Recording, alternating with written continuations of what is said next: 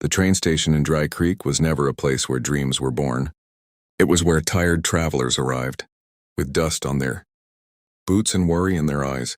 That cold autumn evening, the wind carried dry leaves across the wooden platform, rattling against the iron rails like whispers of forgotten stories. Among the crowd stood a young woman named Clara Whitmore, clutching a worn suitcase that had seen better days. Her coat was thin, her gloves mismatched, and her eyes carried the quiet exhaustion of someone who had nowhere left to go.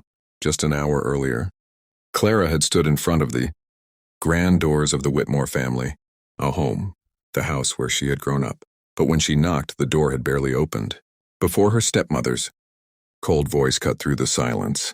"You are not welcome here anymore." The door slammed shut, and just like that, Clara's last hope disappeared. Now she stood alone at the station, watching strangers pass her by as if she were invisible. Some glanced at her worn suitcase and turned away. Others whispered quietly, assuming she was just another drifter looking for pity. Clara lowered her gaze, fighting the sting of humiliation. She had once been a school teacher in a small town 2 states away, respected and admired. But after the school closed and the town fell into hard times, she had lost everything. With no family willing to help, the station had become her final refuge. The train whistle echoed across the valley as passengers began boarding. Clara searched her small purse again, hoping she might have missed a coin. But there was nothing. No ticket, no plan, just the fading hope that somehow life would change. As the train doors slammed shut and the engine roared to life, she realized she wasn't just rejected by her family, she had been rejected by the world itself. A sudden gust of wind nearly knocked her hat off. She bent to pick it up, and when she stood again, she noticed a tall figure standing near the end of the platform. The man leaned casually against a wooden post, his cowboy hat casting a shadow over his face. He had the quiet confidence of someone who spent more time with horses than people. His boots were dusty, his coat worn from years on the trail, but his posture carried strength and calm. Clara tried to ignore him, assuming he was just another stranger passing through. But the cowboy had been watching her for several minutes. His name was Daniel Carter, a rancher known around Dry Creek for his honesty and hard work. Life hadn't been easy for Daniel either. 2 years earlier, his wife had passed away suddenly, leaving him to raise twin toddlers on a struggling ranch. Since then, every sunrise meant another day of work, responsibility, and loneliness. Daniel noticed the way Clara held her suitcase like it was the only thing keeping her standing. He recognized that look, the quiet despair of someone who had lost too much. For a long moment, he simply watched as the train disappeared into the horizon, leaving her standing alone on the empty platform. Finally, he pushed himself off the post and walked toward her. His boots echoed against the wooden boards as he approached. Clara looked up nervously, unsure what the stranger wanted. In towns like Dry Creek, a woman alone at night had reason to be cautious. Daniel stopped a few steps away and removed his hat respectfully. "Ma'am," he said gently, his voice deep but calm, "you look like someone who just watched the last train leave." Clara gave a weak smile. "I suppose I did." There was a long pause before Daniel spoke again. "My ranch is about 10 miles west of here," he said slowly, "and I've got 2 little twins who lost their mother a while back." Clara frowned slightly, confused by the sudden confession. Daniel looked down at the ground, then back at her. "They're good kids," he continued, "but what they need is someone kind." Clara's heart skipped as she tried to understand what he meant. Daniel stepped a little closer and lowered his voice. "My twins need a mother like you." The words hung in the cold evening air like something fragile and impossible. Clara blinked in shock. She had expected many things that night, pity, maybe even insults, but not this. "I'm sorry," she whispered. Daniel rubbed the back of his neck awkwardly. "I don't mean anything improper. Just, I saw the way you stood here, and I figured maybe you needed a place to start again." Clara's eyes filled with tears she had been trying to hold back all day. For the first time in weeks, someone wasn't looking at her with judgment. They were looking at her with hope. And at that moment, neither of them knew that this simple conversation on a quiet train platform would change 3 lives forever.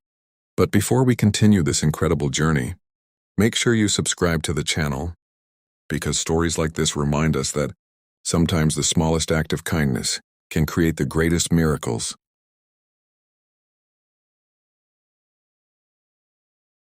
The moon had risen above Dry Creek by the time Clara climbed into the wooden wagon beside Daniel Carter.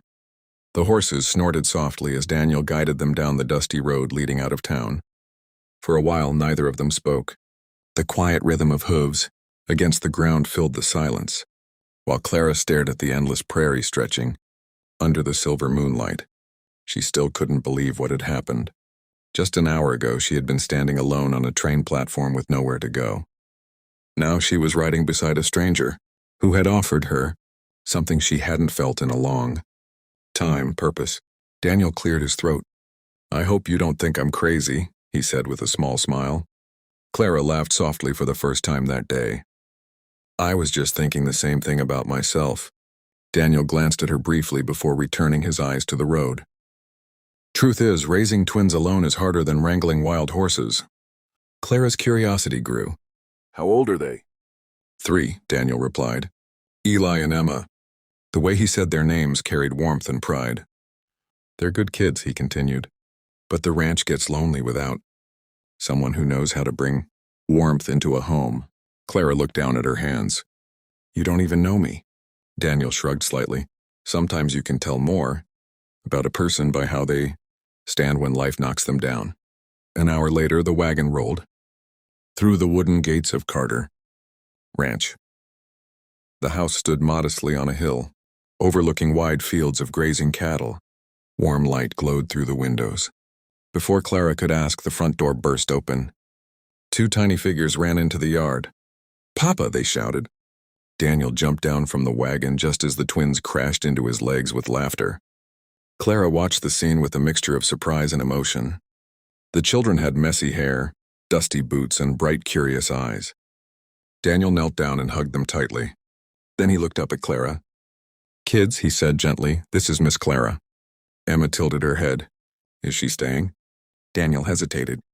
Clara's heart pounded as the moment stretched. Finally, Daniel answered softly, "I hope so." Emma walked slowly toward Clara and studied her carefully.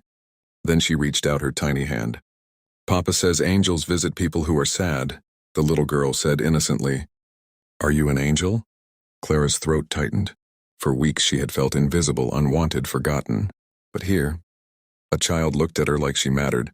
She knelt down and took Emma's hand. "I'm not an angel," Clara said softly. "But maybe I can stay a little while." Emma smiled brightly and hugged her without hesitation. Daniel watched quietly from the porch, a small smile forming under the brim of his hat. For the first time in years, the ranch didn't feel empty. The wind moved gently across the prairie as the Carter family stood together under the moonlight, 3 broken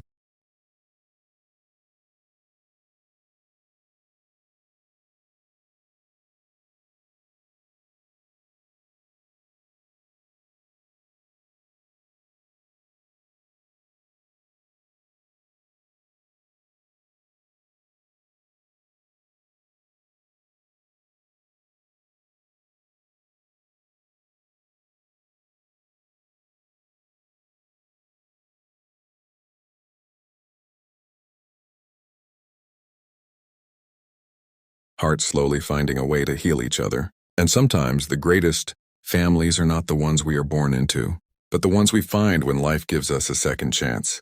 If this story touched your heart, don't forget to subscribe to the channel, because the next story might be even more powerful than this one.